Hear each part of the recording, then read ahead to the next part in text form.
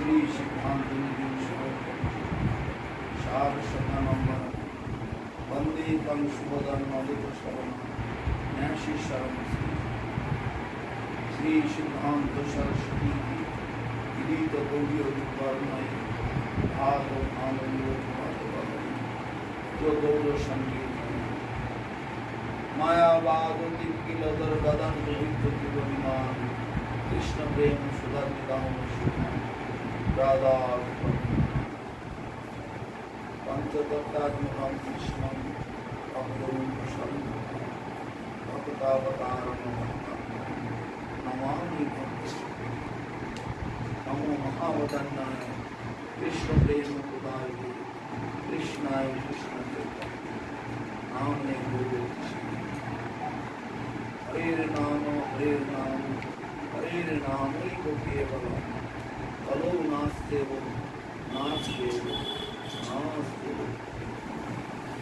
हरे कृष्ण कृष्ण कृष्ण हरे हरे हरे राम राम राम हरे कृष्ण कृष्ण कृष्ण हरे हरे हरे राम राम राम সবাই বলুন একসঙ্গে হরে কৃষ্ণ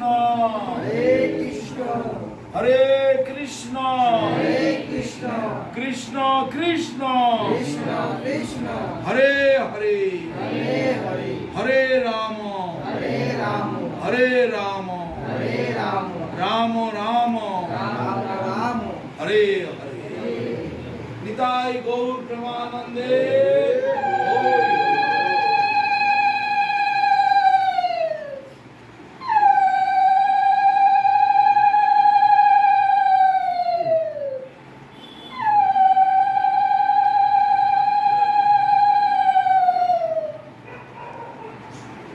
সৌভাগ্যের বিষয় আমরা সংখ্যায় অল্প হলেও সার বস্তুটি আমরা গ্রহণ করার জন্য এসে বসেছি, যেটা ভিন্ন জীবের আর কোনো কর্তব্য নেই। আমাদের বেঁচে থাকার একমাত্র বস্তু, একমাত্র বিষয় হচ্ছে আমাদের আত্মার উন্নতি। আত্মা কিসে আমাদের উন্নতি হবে? আত্মাই হচ্ছে আমাদের আসল বিষয়, সার বস্তু, সার বিষয়। আত্মাই হচ্ছে আমি, আর দেহটা হচ্ছে আমার দেহ। আমি আর আমার দেহ সম্পূর্ণ আলাদা। আমি আর আমার দেহ কিন্তু এক নয়। আমি আলাদা, দেহ আলাদা। দুর্ভাগ্যবশত দেহটাকে আমি বলি। এই আমাদের সমস্যা এখান থেকে শুরু হয়ে যায়। আমিটাকে আলাদা করতে পারি না। আমি আর আমার এটা জড়িয়ে ফেলি। এই কারণে আমাদের এই সর্বনাশ। কি সর্বনাশ? অনন্তকাল এই ত্রিতাপ জ্বালায় ভুগতে হচ্ছে। ত্রিতাপ জ্বালা কি? আদি দৈবিক, আদি ভৌতিক আর আধ্যাত্মিক। আদি দৈবিক মানে দেবতাদের মাধ্যমে যে দুঃখ কষ্ট, অতি গরম, অতিবৃষ্টি, অনাবৃষ্টি, ঝড়, ভূমিকম্প, সাইক্লোন, আয়লা, সুনামি। উত্তরাখণ্ডে এখন কি হচ্ছে? ভয়ঙ্কর ধস নামা বৃষ্টি, পাহাড় ধসে যাচ্ছে, বাড়িঘর ধসে পড়ে যাচ্ছে, হাজার হাজার মানুষ তাদের প্রাণ সংশয় অবস্থা উত্তরাখণ্ডে এখন হচ্ছে। অতএব আমাদের এগুলো হচ্ছে দেবদেবীদের দ্বারা নিয়ন্ত্রিত। সেই জন্য একে বলে আদি দৈবিক। আদি ভৌতিক জীবের দ্বারা জীবের যে আক্রমণ, মশার কামড়, কুকুরের কামড়, সাপের কামড়, মানুষকে মেরে দিচ্ছে। বনে গেলে বাঘ, জলে নামলে কুমির, রাস্তায় চলতে গেলে গাড়ির চাপে মরে যাচ্ছে, মানুষকে মেরে দিচ্ছে। এগুলোকে বলা হয় আদি ভৌতিক। ভূত মানে জীব। আর আধ্যাত্মিক দেহ মনের তাপ, প্রত্যেকের এই রোগটা রয়েছে। সব কারো সুগার, কারো প্রেশার, কারো কোলেস্ট্রল, কারো হার্টের প্রবলেম, কারো অনেক গুপ্ত রোগ, কেউ বেশি মোটা, কেউ বেশি পাতলা, কেউ রোগা, কেউ মাথা ঘোরা, কারো চোখে দেখতে পায় না, নানা রকমের সমস্যা। এগুলো সব আধ্যাত্মিক বেদনা, দেহ মনের তাপ। কারণ নিজের জন মারা গেল, মা মরে গেল, বাবা মরে গেল, ছেলেটা মরে গেল, বউ গলায় দড়ি দিল, বিষ খেলো, নানা রকমের কষ্ট। এগুলো বলা হচ্ছে আধ্যাত্মিক বেদনা। তাহলে আদি দৈবিক, আদি ভৌতিক আর আধ্যাত্মিক, এই ত্রিতাপ জ্বালা, ত্রিতাপ জ্বালার থেকে আমাদের বাঁচতে হবে। এই ত্রিতাপ জ্বালা থেকে বাঁচার জন্য সত্য, ত্রেতা, দাপর, কলি, চারটে যুগ সবসময় আসছে। আর ভগবান চার যুগেতে চার রকমের ব্যবস্থা করে রেখেছে। সত্য যুগের জন্য ধ্যান, ত্রেতা যুগের জন্য যাগযজ্ঞ, দাপর যুগের জন্য অর্চন, আর কলি যুগের জন্য সংকীর্তন। এখন বর্তমানে আমরা কলি যুগেতে পড়েছি। আমরা হরিনাম সংকীর্তন ভুলে গিয়ে নানান দেব দেবীর পুজোয় মেতে আছি। আর জগতে যা দেখা যাচ্ছে, ধর্মের নামেতে হিন্দু, মুসলমান, খ্রিস্টান, বৌদ্ধ, ইহুদি, আব্রাহাম, তারপরে খ্রিস্টান, কত রকমের সব দেখতে মানুষে যা খুশি তাই করে বেড়াচ্ছে। তাদের আত্মকল্যাণের কোনো চিন্তা নেই। আত্মকল্যাণটা কি এসব তারা বোঝে না। একটা করে দল পার্টি তৈরি করতে পারলে, তার মানে যশ প্রতিষ্ঠার লোক কারা যায় সেদিকে? মূর্খ মানুষেরা, যারা সত্যটাকে জানে না, চেনে না, বোঝে না, আত্মকল্যাণ বোঝে না, অবলা জীবজন্তুর মতো মূর্খ মানুষেরা সেই দিকে ধাবিত হয়। দেখছেন জগতে কি সব হচ্ছে। ধর্মের নামেতে শত শত লোক মারা যাচ্ছে। এসব ঠকবাজ, চিটিংবাজ লোকেদের অভাব নেই জগতে, কিন্তু তাদের দোষ নয়। মানুষ কেন সজাগ হয় না? মানুষ কি অন্ধ? তার চোখ কান নেই?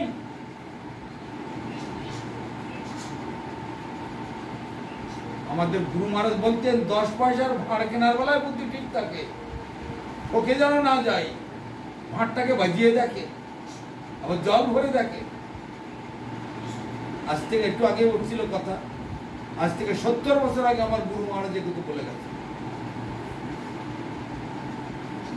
তখনকার দিনে একটা ভাঁড়ের দাম, খেজুর গাছে পাতে যে ভাঁড়, 5 পয়সা, 10 পয়সা, খুব বড় গুলো 15 পয়সা দাম। সে ভাঁড় কেনার সময় কেমন করে বাজিয়ে পরীক্ষা করে নেয়, ভাঁড়টা ক্র্যাক হয়ে যায়নি তো, ফাটা নয় তো। আমার সাথে সন্দেহ করছে না, জল ভরে দেখছে।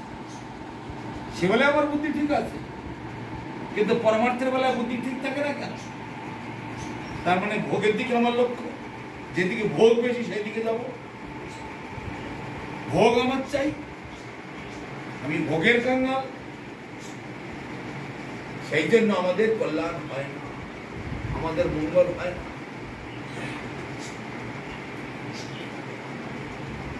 রোগ ব্যাধি থেকে মুক্তি পেতে গেলে সে একই কথা। মাথায় আমার বুদ্ধি ঠিকই আছে,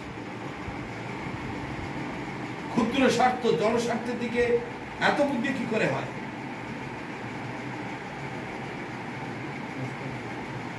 আর এই পরমার্থের দিকে বুদ্ধি নেই কেন? সব আছে, সব বুঝি, কিন্তু দেখে ইন্দ্রিয় তর্পণে বাধা পড়ে যাচ্ছে, সেই দিকে আর আমরা এগোতে চাই।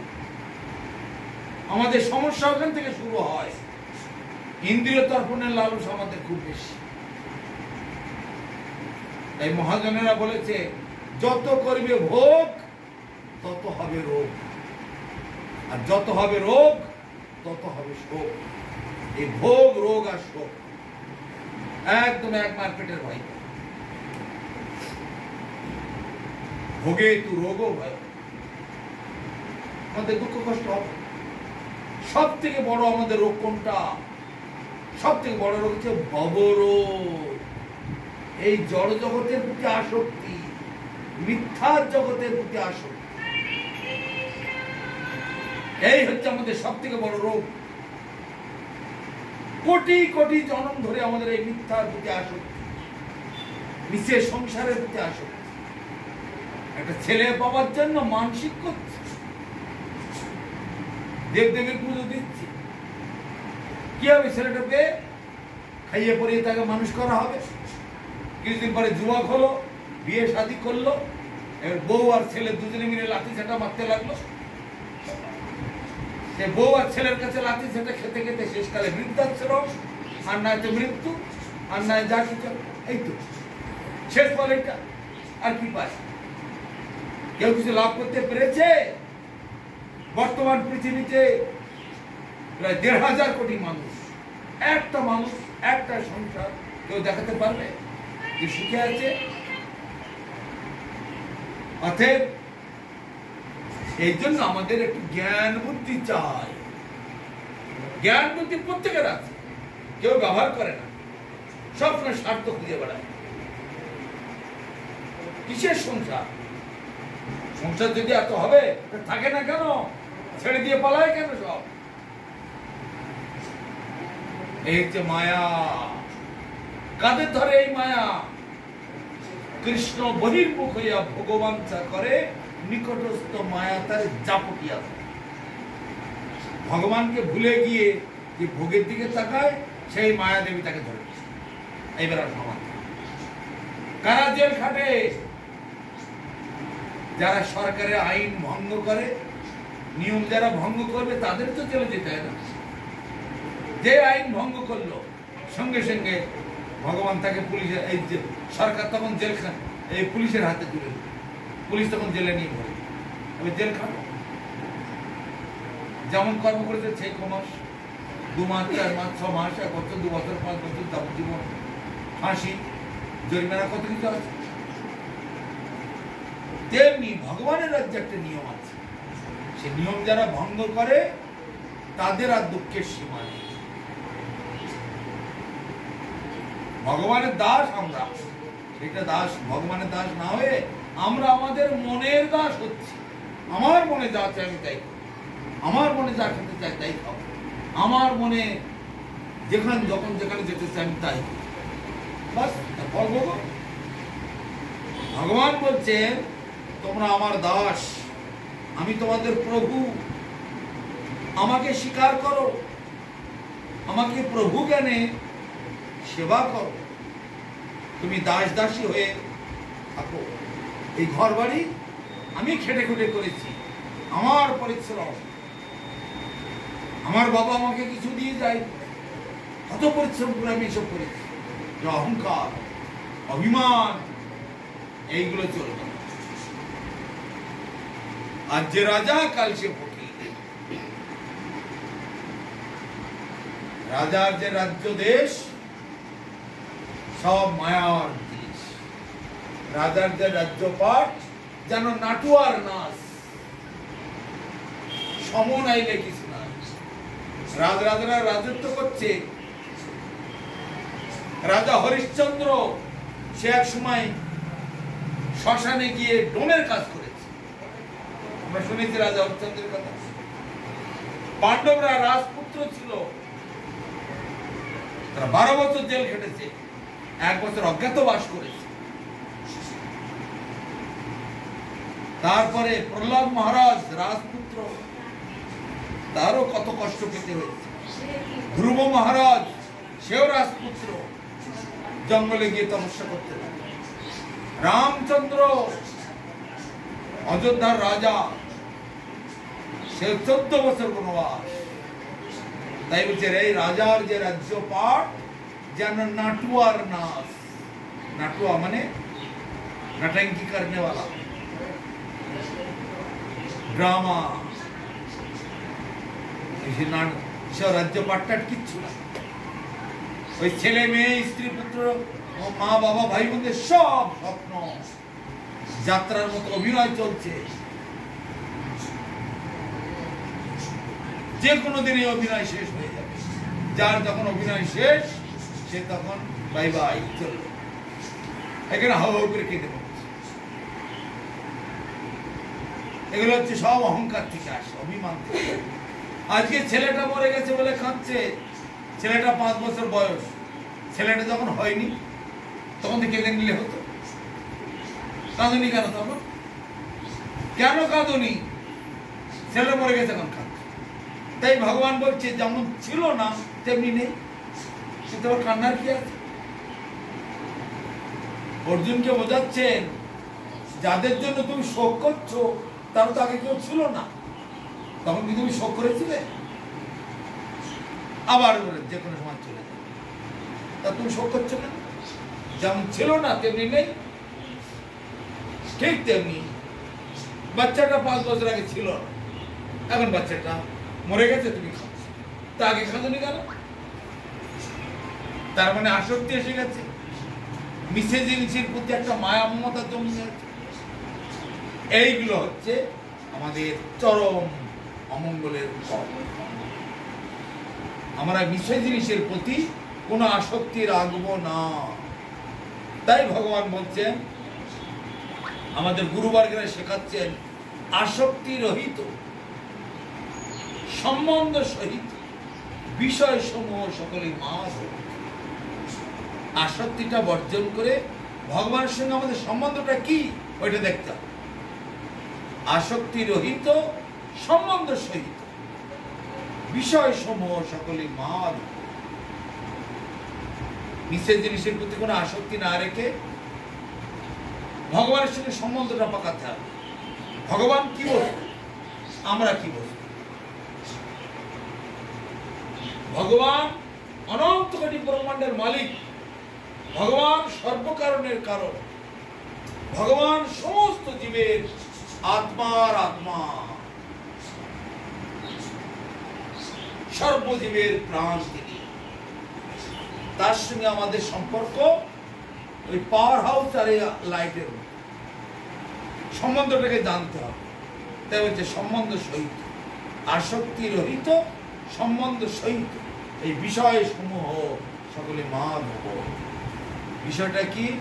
চক্ষু, কর্ণ, নাসিকা, জিহ্বা, ত্বক, পঞ্চ ইন্দ্রিয় দিয়ে যেগুলো আমরা ভোগ করছি, সব কিছুর মালিক হচ্ছে ভগবান। তিনি আলো দিয়েছেন, তিনি বাতাস দিয়েছেন, তিনি মাটি দিয়েছেন, তিনি জল দিয়েছেন, তিনি আমার বুদ্ধি দিয়েছেন, আমার ক্ষমতা দিয়েছেন, আমার প্রাণ দিয়েছেন, সব কিছু। তিনি যদি মাটি না দিতেন বাড়িটা কোথায় করতেন? আকাশে। আকাশে বাড়ি করা যায়? তিনি মাটি দিয়েছেন, মাটির উপরে তিনি আমাকে প্রাণ দিয়েছেন, জীবন দিয়েছেন, তবেই। ভগবান যদি আমাকে পোকামাকড় করে বানাতেন বাড়ি করতে পারতাম? ওই পোকামাকড়ের মধ্যে বাড়ি হতো। ওই পোকার যেমন ডিবি, পাখিদের যেমন গাছে বাসা, মাছ যেমন জলে বাসা করে, অন্যান্য জীবজন্তু যেমন বনে জঙ্গলে পাহাড়ে পর্বতে বাসা করে, সেই রকম আমরা মানুষ, আমাদের একটু বুদ্ধি ভালো দিয়েছে, তাই ভালো বাড়ি ঘর করে আছে, অন্য কিছুই না। সব ভগবানের দান। সেই ভগবানকে আমরা চিনি। ভগবান বলছেন এটা কলিযুগ, এখানে কোন রকমের ওই ধ্যান, পূজা, অর্চা, যজ্ঞ এগুলো চলবে না। আরো বলছেন, অন্যান্য যুগে যজ্ঞ করে যে যা ফল পেত, ধ্যান করে যে ফল না পাওয়া যেত, অর্চন করে যে ফল না পাওয়া যেত, এই কলিযুগেতে একমাত্র হরিনামের দ্বারাতে সেই ফল অনায়াসে লাভ করা যায়। সমস্ত ভক্তদের হরিনাম দান করছি। নিত্যানন্দ প্রভু মহাপ্রভু এই দান করেছিলেন, আমাদের গুরুবর্গেরা এই দান করেছেন, আদেশ করে গেছেন গুরু মহারাজ আমাকে, যারা চাইবে তাদেরকে এই হরিনাম দান করবে, যারা চাইবে না তাদেরকে দিবে না। তাই সকলকে হরিনাম করতে বলি, গলায় মালা করতে বলি, তিলক করতে বলি, একাদশী করতে বলি। কারো ইচ্ছা হলো করলো, কেউ ইচ্ছা হলো করলো, না হলো তো করলো। কি আবার কিরকম? মাস্টারমশাই বলছেন এইগুলো পড়াশোনা করো, ভালোভাবে রেজাল্ট করবি। কারো ইচ্ছা হলো পড়লো কেউ পড়লো না, তাতে হলোটা কি? ছাত্রের রেজাল্ট খারাপ হল, এজন্য কি মাস্টার দায়ী? মাস্টার কোনো দায়ী। ভক্তদের অধিকাংশ লোক তিলকই করে না, তার কোনো গুরুত্বই মনে করে। গলায় মালা তো অর্ধেক লোকের নাই, বললে নানা রকম অজুহাত, ও खजवाता है, काटता है, बच्चा ने तोड़ दिया, यही सब नाना रकम ये बहाना करके क्या हो? किसको ठका रहे हो? तो अपने ठग रहे हो, अपने आप को ठका रहे हो। जिनका मांग में तिलक रहेगा, भूत प्रेत दानव दक्ष जक्ष राक्षस पिशाच कोई भी बुरी नजर वाले तुम्हारी तरफ ताक भी नहीं सकता है। मांग में अगर तिलक रहेगा तो डरेगा। जोमदूत प्रणाम करता है। जोमराजा ने शिकायत दिया, जिनका मांग में तिलक रहेगा, कंठी में गले में कंठी रहेगा, हरिनाम जपेगा, हरिनाम की माला में जपेगा, दूर से उनको प्रणाम करना, आशीर्वाद मांग लेना, कभी उनके पास जाना नहीं, पकड़ना नहीं। जिनका गले में माला नहीं है, तिलक नहीं है, कंठी नहीं है, हरिनाम नहीं करता है, वही लोग को पकड़ के ले आओ मेरे पास, वही लोग को सजा मिलेगा। मगर जिनके गल में कंठी है, गले में तिलक है, माला है, हरिनाम है, उन लोगों के पास नहीं जाना। अगर जरूरत है तो दूर से दंडवत करके आशीर्वाद मांग लेना, क्योंकि वो भगवान विष्णु का आदमी है। दो किस्म का आदमी है, एक भगवान का ग्रुप है, एक असुरों का ग्रुप है। तो भगवान का ग्रुप में जो रहता है वो एकादशी व्रत रखता है, ठाकुर जी का नाम जपता है, तिलक लगाता है, कंठी भी पहनता है, सबका सम्मान करता है, सारे जीवों को सम्मान करता है, ठाकुर जी को भोग लगा के प्रसाद लेता है, उन लोगों को कभी तंग नहीं करता। मगर